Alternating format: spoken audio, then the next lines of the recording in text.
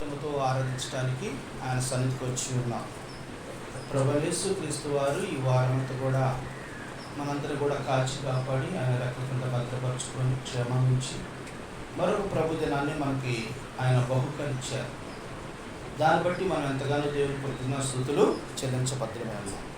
దాని కొరకై దేవుని వాక్యాన్ని ధ్యానం చేయడానికి ముందుగా మన పరిశుద్ధ గ్రంథాన్ని పై చూపిస్తూ బయలు పల్లెలు పాడుకునే వారిగా మనం ఉందాం.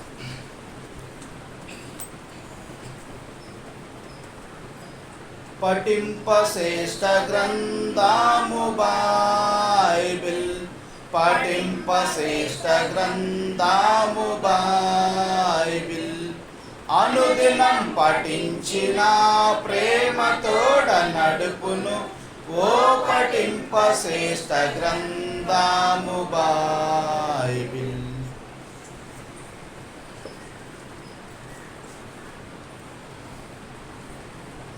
దేవుణ్ణి ఆరాధించడానికి ముందుగా పరిశుద్ధ గ్రంథంలో నుండి కీర్తన గ్రంథము 37వ కీర్తన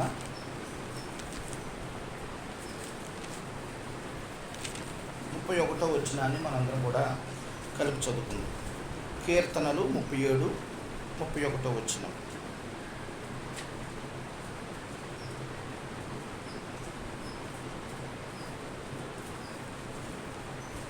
చదువుదాం. వారి దేవుని ధర్మశాస్త్రము వారి హృదయంలో ఉన్నది, వారి అడుగులు జారవు. మరొకసారి, వారి దేవుని ధర్మశాస్త్రం వారి హృదయంలో ఉన్నది, వారి అడుగులు జారవు. దేవుని సాయం కొరకు చిన్న ప్రార్థన చేసుకుందాం. కీర్తన గ్రంథము 37వ కీర్తన 31వ వచనంలో ఇక్కడ కీర్తనకారుడు దావీదు రాసిన కీర్తనలో దావీదు గారు ఇక్కడ ఈ విధంగా ప్రభుని మాట్లాడుతూ దేవుని వాక్యాన్ని బోధిస్తూ వస్తున్నారు. చూడండి, వారి దేవుని ధర్మశాస్త్రం వారి హృదయంలో ఉన్నది, వారి అడుగులు జారవు. దేవుని ధర్మశాస్త్రము వారి హృదయంలో ఉన్నది.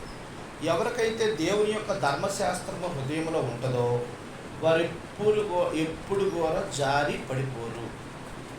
వారు స్థిరంగా, బలంగా, గట్టిగా ఫౌండేషన్ వేసినట్లుగా, మరి నాగార్జున సిమెంట్తో బిల్డింగ్ వేసినట్లుగా గట్టిగా ఉంటారు. ఎందుకు అంటే ఎలాంటి ఒడుగుదుడుకులు వచ్చినా, ఎలాంటి ఇబ్బందులు వచ్చినా, ఎలాంటి పరిస్థితి వచ్చినా వారి హృదయంలో ఏమున్నది? దేవుని యొక్క ధర్మశాస్త్రం ఉన్నది. వారికి దేవాది దేవుడు ఏది ధర్మమో ఏది అధర్మమో మొత్తం కూడా దేవుడు తెలియపరుస్తూ వస్తున్నాడు. అందుకనే ప్రభువారు ఖచ్చితంగా యేసుక్రీస్తు ప్రభువారిని రక్షణగా స్వీకరించిన ప్రతి బిడ్డ కూడా వారు ఎంతో క్షేమంగా, ఎంతో ఆనందంగా మరి జీవించడానికి ప్రభువారు వారి యొక్క దేవుని యొక్క ధర్మశాస్త్రం వారి హృదయంలో ఉంచుతూ వచ్చారు. ఇక్కడ మనం చూసినట్లయితే హృదయంలో ధర్మశాస్త్రం ఉండటం ద్వారా నీతిమంతులుగా ఉన్న మనము క్షేమం పొందుతాం. చాలామంది అనుకుంటారు, దేవాది దేవుని నమ్ముకున్నాము, మాకేమొచ్చిందండి, ఎన్ని కష్టాలు, ఇబ్బందులు, ఎరుకులు ఇవో వచ్చినాయి కదా అనుకుంటూ వస్తారు. కానీ దేవుని నమ్ముకోవటం ద్వారా, ప్రభువైన యేసుక్రీస్తుని సొంత రక్షణగా స్వీకరించడం ద్వారా వారి యొక్క క్షేమము దేవుడు అనుగ్రహిస్తూ వస్తారని ఇక్కడ ఎంతో స్పష్టంగా మాట్లాడుతూ వస్తున్నారు. అందుకనే మరి ఇక్కడ ప్రభువారు ఎంతో స్పష్టంగా చెప్తూ వచ్చారు, దేవుని ధర్మశాస్త్రం వారి హృదయంలో ఉన్నది, వారి అడుగులు ఎప్పుడు కూడా జారనే జార. ఎప్పుడైతే ధర్మశాస్త్రం వారి హృదయం నుండి తప్పిపోతుందో, దేవుని వాక్యం చదవకుండా నిర్లక్ష్యంగా ఉంటూ, దేవుని మాటలకు దూరంగా ఉంటూ, దేవుని మందిరానికి దూరంగా ఉంటారో వారి అడుగులు మాత్రమే జారిపోతాయి తప్ప ఎవరైతే హృదయంలో దేవుని ధర్మశాస్త్రం ఉంటుందో వారు మాత్రం ఎప్పుడు కూడా జారిపడనే. కనుక ఇక్కడ మనకు ప్రాముఖ్యమైన విషయం ఏంటంటే నీతిమంతుల క్షేమము దేవుడు ఎప్పుడు కూడా చూస్తారు. ఆ నీతిమంతుల క్షేమము ఏ విధంగా చూస్తారనేది ఈరోజు అంశభాగంగా మనం కొన్ని మాటలుగా ధ్యానం చేసుకుంటూ వద్దాం. చూడండి ప్రియమైన ఏంటంటే ఇక్కడ సామెతల గ్రంథము 11వ అధ్యాయంలో ఒక మాట ఉంటుంది. ఒక మాట చూద్దాం. సామెతల గ్రంథం 11వ అధ్యాయము 21వ వచనం.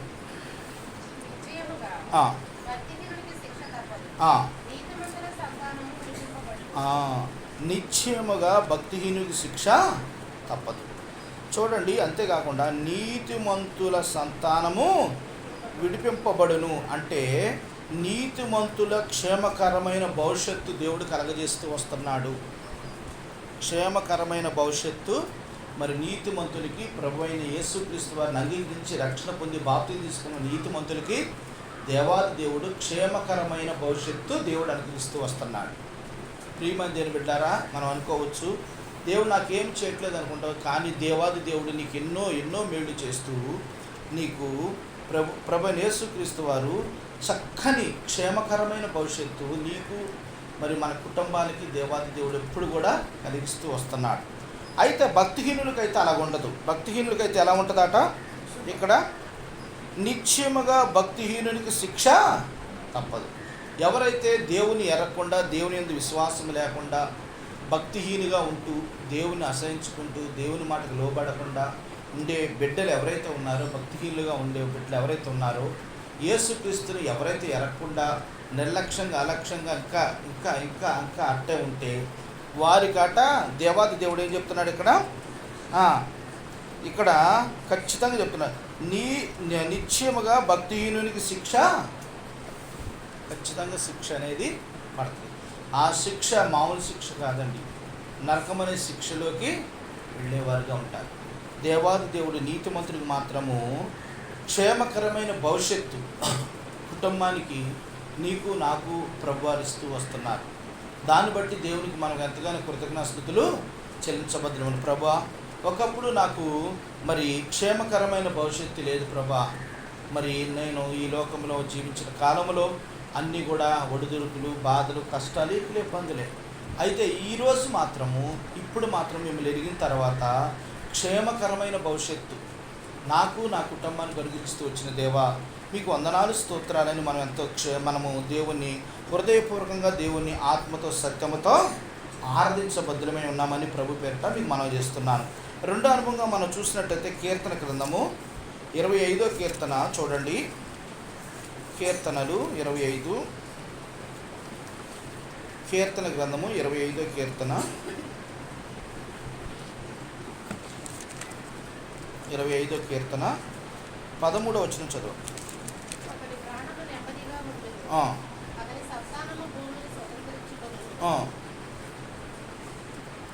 ఇక్కడ మనం చూసినట్లయితే ప్రభు వారు ఎంతో స్పష్టంగా మాట్లాడుతూ వస్తుంది. 25:13లో ఎంతో స్పష్టంగా ప్రభు మాట్లాడుతూ, మళ్ళీ ఒకసారి చదవండి.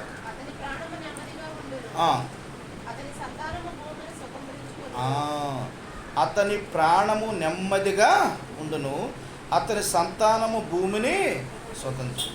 చూసారా, నీతిమంతులు ఎలా ఉంటారట, నెమ్మదిగా ఉంటారు. అంతేకాకుండా అతని సంతానం భూమిని ఏం చేసుకుంటారు, స్వతంత్రించుకుంటారట. చూసారా, దేవాది దేవుని ఎరిగిన తర్వాత, ఆయన సొంత రక్షగా స్వీకరించిన తర్వాత దేవుడు మనకు ఎలాంటి బహుమానాలు, ఎలాంటి వాగ్దానాలు ఇస్తూ మన బలపరుస్తూ వస్తున్నారంటే మామూలు విషయం కాదు. నెమ్మదిగా ఉంటారట. ప్రతి విషయంలో కంగారు పడరు, ఇబ్బంది పడరు, ఆలోచించరు, ఎంతో నెమ్మదిగా ఉంటారు. అంతేకాకుండా అతని సంతానం భూమిని స్వతంత్రించుకుంటారట. సంతానము భూమిని స్వతంత్రించుకునే బిడ్డగా దేవుడు చేస్తాడు. ప్రియమైన దేవుని బిడ్డలారా, ఈ రోజున నీవు నేను మనందరం కూడా నీతిమంతులుగా ఉన్నందుకు దేవాది దేవుడు నీకు నాకు నెమ్మదిని ఇస్తున్నాడు. ఆ నెమ్మదిని బట్టి దేవుని మనం స్తుతించి ఆరాధించాలి. దేవా, నిజంగా ఈ రోజున మరి నేను ఒకప్పుడైతే ప్రభుని ఎరకముందు అయితే నాకైతే నెమ్మది లేదు ప్రభా. ఎంతో ఒడిదుడుకులు, భయము, ఆందోళన, నెమ్మదిలేని పరిస్థితులు ఎన్నో ఉన్నాయి. మరి ఈరోజు అయితే ప్రభా నాకు ఎంతో నెమ్మదినిచ్చారు. అంతేకాకుండా నా బిడ్డలని మరి మీరు ఎంతగానో మరి భూమిని స్వతంత్రించుకునే బిడ్డలుగా చేస్తూ వస్తున్నారు. నేనేమివ్వగలను ప్రభా? విరిగి నలిగిన హృదయంతో మిమ్మల్ని స్తుతించడం తప్పని మనం ఏం చేయాలండి? దేవుణ్ణి స్తుతించి ఆరాధించాలని ప్రభు పేరట మీకు మనం చేస్తున్నాను. అలాగే ఇంకొక వచనం చూద్దాం, చూడండి. 37వ కీర్తన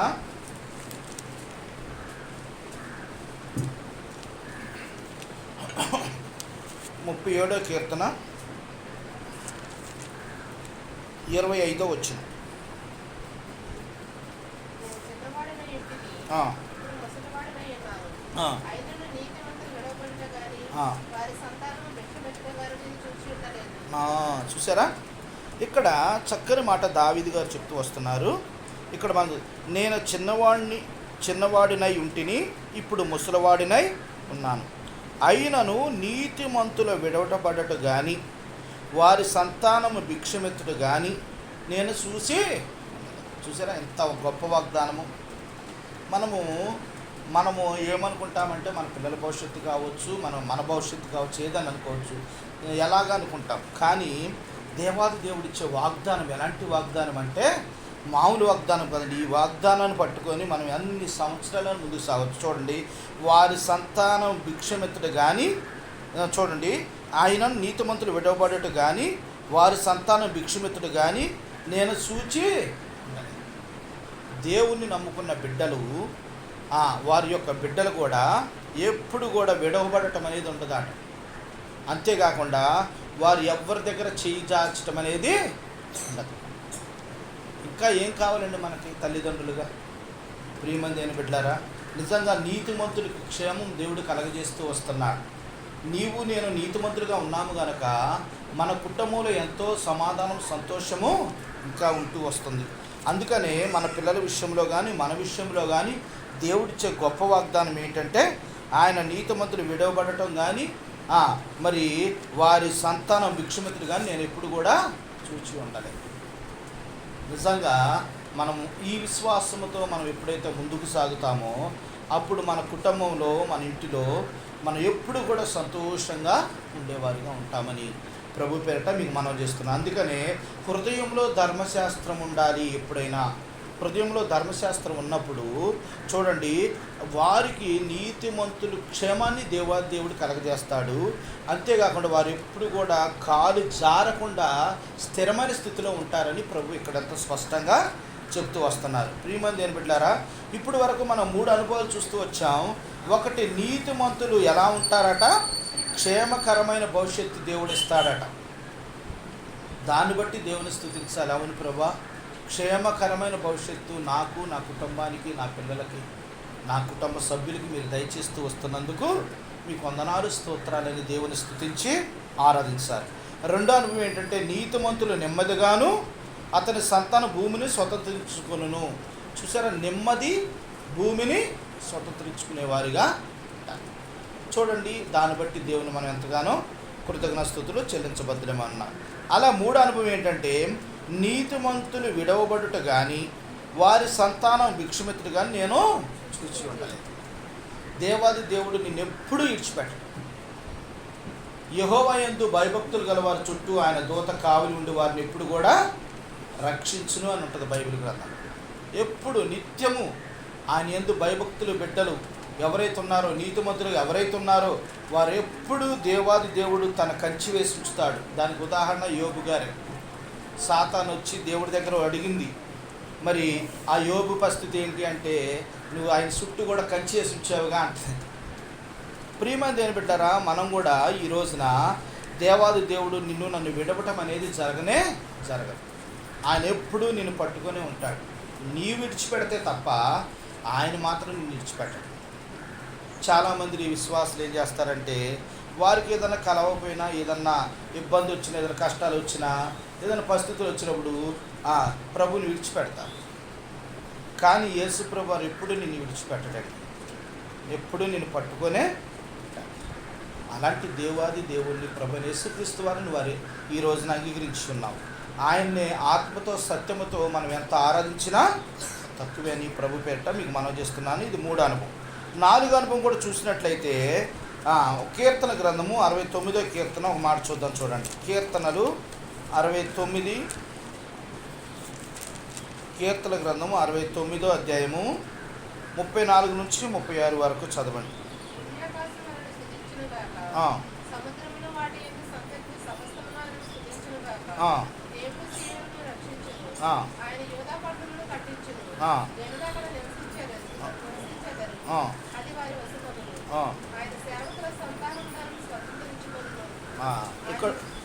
ఇక్కడ చూసినట్లయితే చదువు.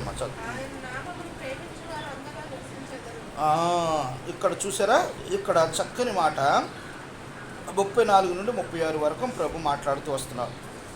భూమి ఆకాశములు ఆయన స్తుతించునుగాక, సముద్రములు వాటి యందు సంచరించు సమస్తమును ఆయన స్తుతించునుగాక. దేవాది దేవుణ్ణి భూమి ఆకాశాలు సముద్రాలే స్తుతిస్తుంటే, మరి దేవాది దేవుడు నాలుగిచ్చిన మనల్ని, పెదాలిచ్చిన మనల్ని, నోరిచ్చిన మనం ఎంత స్తుతించాలి? ఆయన్ని ఎంతగా ఆరాధించాలి, ఎంతగా గణపరచాలి?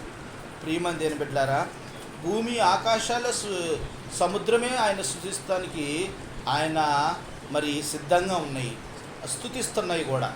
మరి నీవు నేను ఎంతగా స్తుతించాలి ఆయన్ని? అంతేకాకుండా ఇక్కడ ప్రభు వారి యొక్క చక్కని వాగ్దానం ఇస్తూ వస్తున్నారు.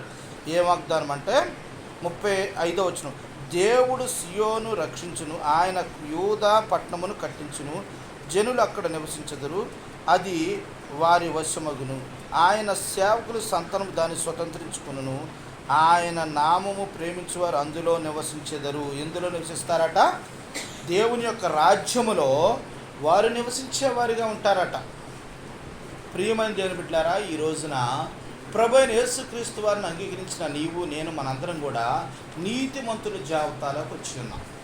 ఈ నీతిమంతులకు దేవుడు ఇచ్చిన గొప్ప వాగ్దానం ఏమిటంటే, ఆయన రాజ్యములో చూడండి, దేవుని యొక్క రాజ్యం ఆయన నామమును ప్రేమించేవారు అందులో నివసించేవారుగా చేస్తాడు. ఇంకేం కావాలి మనకి? నువ్వు 1 కోటి రూపాయలు ఇచ్చి నాకు అది కొనుక్కోవాలి, టికెట్ ఇచ్చి అన్న కూడా అది రాదు. నీకు ఎంత డబ్బులు చెల్లించినా, వ్యయం చెల్లించినా అది దేవుడు ఇవ్వడు. అది ఎవరైతే యేసుక్రీస్తు వారి యొక్క రక్తంతో కడగబడి యేసు ప్రభు వారిని సొంత రక్షగా స్వీకరించి నీటి బాప్తిసం ద్వారా ఎవరైతే ప్రభు దగ్గర సంఘం ఎదుట సాక్ష్యం ఇస్తారో వారికి మాత్రమే దేవుని యొక్క రాజ్యంలో వెళ్ళే అవకాశము ఉంది. వారే నీతిమంతుల జాబితాలో ఉంటారు.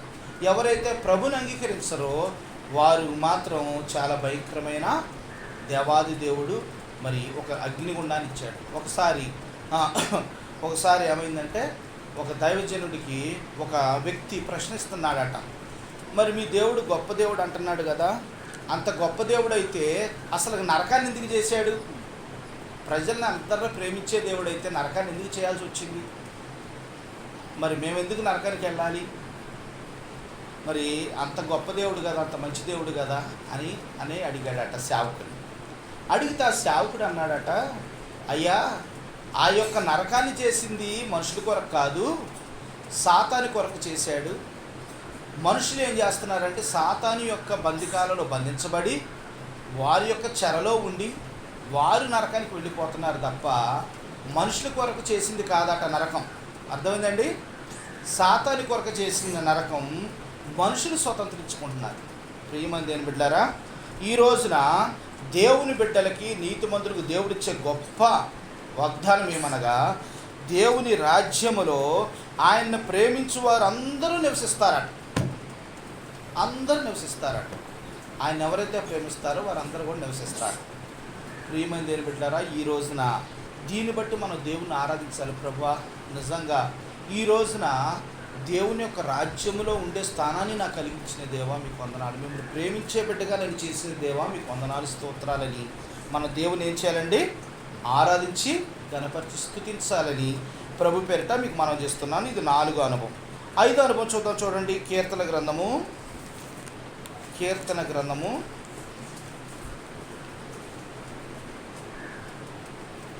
102వ కీర్తన 24వ వచనం ఒకటి చదవండి, తర్వాత 28వ వచనం చదవండి.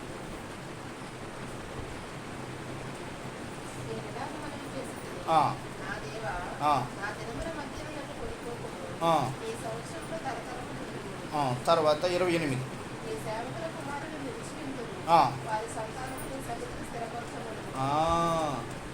ఇక్కడ చూసారండి, నీ సేవకుల కుమారులు అట ఎలా ఉంటారట? నిలిచి ఉందురు, వారి సంతానము నీ సన్నిధిని స్థిరపరచబడదు.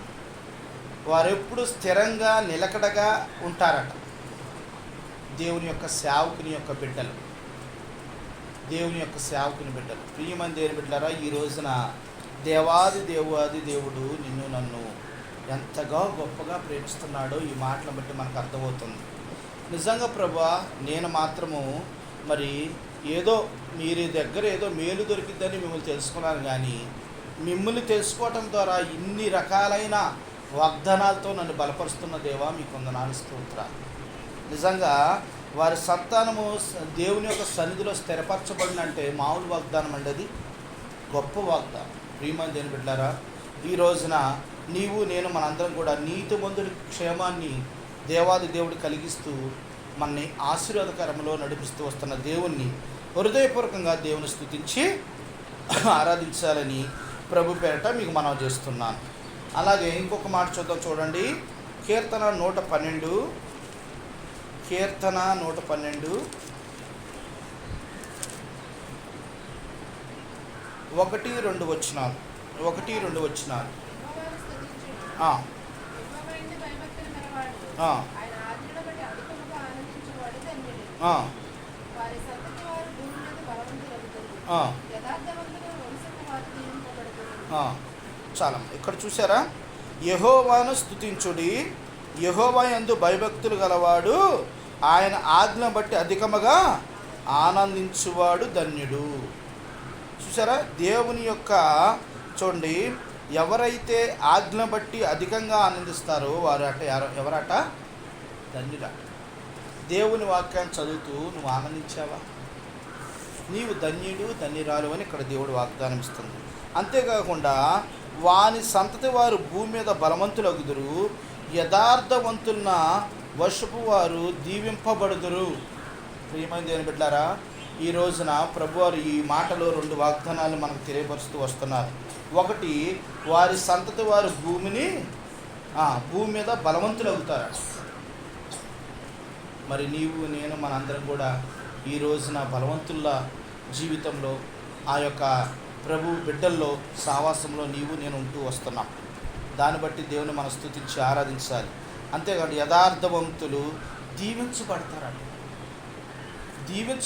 వారు ఎప్పుడు దీవెనలో వారి మీద కుమ్మరిస్తూనే ఉంటాడు దేవుడు.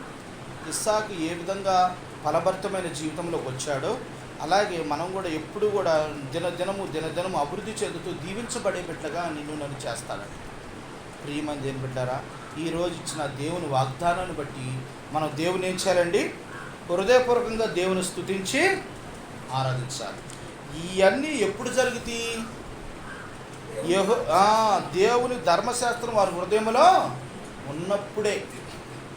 అంతేగాని దేవుని ధర్మశాస్త్రం నీ హృదయంలో లేకుండా లోకమంతా నీ హృదయంలో ఉండి దేవుడు నాకు ఇవన్నీ ఇస్తారంటే ఇవ్వడం.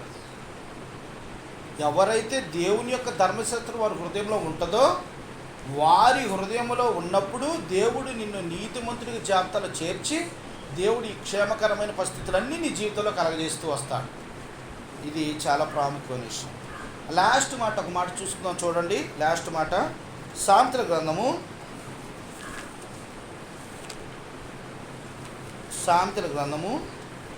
20వ అధ్యాయము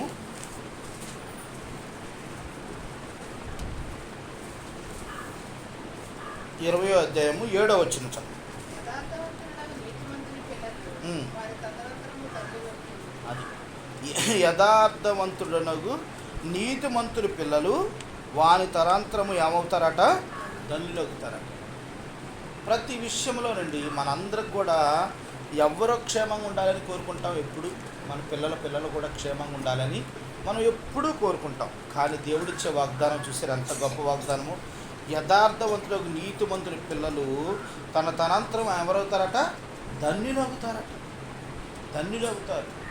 ప్రియమైన దేవుని బిడ్డారా, నిజంగా ఈ రోజున దేవుడు గొప్ప వాగ్దానాన్ని దేవుడు నీకు నాకు ఇస్తున్నాడు.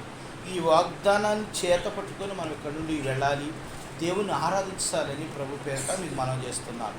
ప్రియమైన దేవుని బిడ్డారా, ఈ రోజున దేవాది దేవుడు కూడా ప్రభు యేసుక్రీస్తు వారు కూడా నిత్యము దేవుని స్తుతిస్తూ వస్తున్నాడు.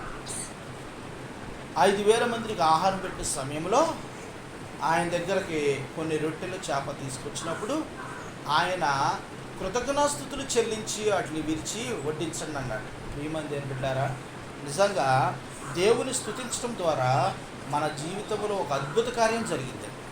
అందుకనే ఈ రోజున నీతిమంతులు క్షేమంగా ఉంటే క్షేమకరమైన జీవితాన్ని దేవుడు మనకి ఈరోజు ఎంత స్పష్టంగా దేవుడు నీతో నాతో మాట్లాడుతూ వస్తున్నాడు. దీన్ని బట్టి దేవుని మనం ఆరాధించాలి. అవును ప్రభా, నిజంగా నీతిమంతులకి మీరు ఇచ్చే క్షేమాలు అన్నీ కాదు ప్రభా, నిజంగా నేను ఊహించిన దానికంటే అత్యధికంగా మీరు నాకు మేలుకరంగా జరిగిస్తానికి ఇష్టపడుతున్నందుకు మీకు వందనాలు స్తోత్రాలను మనం దేవుని స్తుతించి ఆరాధించాలి. మనం ఒకసారి రిపీట్ చేసుకొని మనం ఆరాధించుకునే వారిగా మనం ఉందాం. ఒకటి, ఈ యొక్క నీతిమంతుల క్షేమం మన జీవితంలో ఉండాలి అంటే, జరిగించాలంటే మనం ఏం చేయాలంటే, మొట్టమొదటిగా దేవుని యొక్క ధర్మశాస్త్రం వారి హృదయంలో ఉంచుకోవాలి. ఉంచుకుంటే వారి అడుగులు జారు పెట్టుకోండి. మనం ఎప్పుడు కూడా మన వాక్యం చదవటం ఎప్పుడు మర్చిపోకూడదు. వాక్యం చదవటం మర్చిపోయినా మళ్ళీ వెంటనే దేవుడు జ్ఞాపకం చేసినప్పుడు మళ్ళీ వెంటనే దాన్ని చదవాలి. దేవుని మాటలను మన హృదయంలో దాచుకోవాలి. ఎప్పుడైతే కొన్ని సందర్భాల్లో దేవుడు మనం గద్దిస్తుంటాడు ఆ మాటలు ఉంటే, లేకపోతే మనం ఏం చేస్తామంటే పాపం చేయడం ఈజీ అయిపోద్ది. దేవుని వాక్యం మన హృదయంలో లేకపోతే పాపం చేయడం చాలా ఈజీ అయిపోద్ది. దేవుడు గద్దించటగా, ఏ పాపం చేసినా నీ ఇష్టం అంటాడు సాతాను. కానీ దేవుని వాక్యం ఉంటే అది చేయటం నువ్వు తప్పు అంటాడు, గద్దిస్తాడు. అందుకని మనం పాపం జోలికి వెళ్ళాం. ప్రియమైన దేవుని బిడ్డలారా, అందుకనే దేవుని యొక్క ధర్మశాస్త్రం ప్రతి ఒక్క విశ్వాసులో దాగి ఉండాలి. అప్పుడే ఇప్పుడు రేపొద్దున వచ్చే పరిస్థితులన్నీ కూడా, రేపొద్దున ఈ పరిశుద్ధ గ్రంథం మన దగ్గర ఉండకపోవచ్చు. ఇది ఉంటే మన శిక్షిస్తారని ఒకవేళ జీవో కూడా పాస్ చేయొచ్చు. అప్పుడు వాక్యం ఎక్కడ ఉంటుంది? మన హృదయంలోనే ఉండాలి. అందుకనే ప్రతి నిత్యము కూడా వాక్యాన్ని మనం ఏం చేయాలి? క్రమం తప్పకుండా ప్రతి నిత్యము ఆ వాక్యాన్ని ధ్యానం చేసుకుంటూ చదివే బిడ్డలుగా నీవు నేను ఉండాలి. ఒకవేళ చదవకపోతే రేపొద్దున వాక్యానికి కూడా మనం దూరం అయ్యేవారిగా ఉంటాం. కనుక ఇక్కడ ప్రభువారు మనకి 7 అనుభవాలు తెలియపరుస్తూ వచ్చారు.